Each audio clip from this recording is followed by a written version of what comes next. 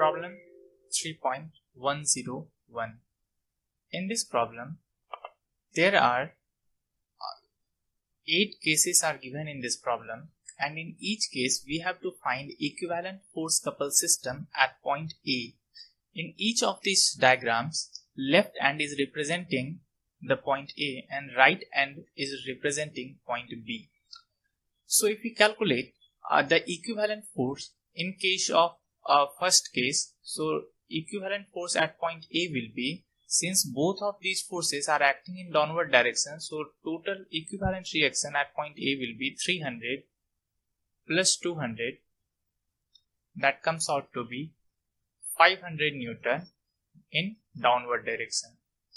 If we talk about the moment about point A, so moment about point A will be, this 400 Newton is in clockwise, so minus 400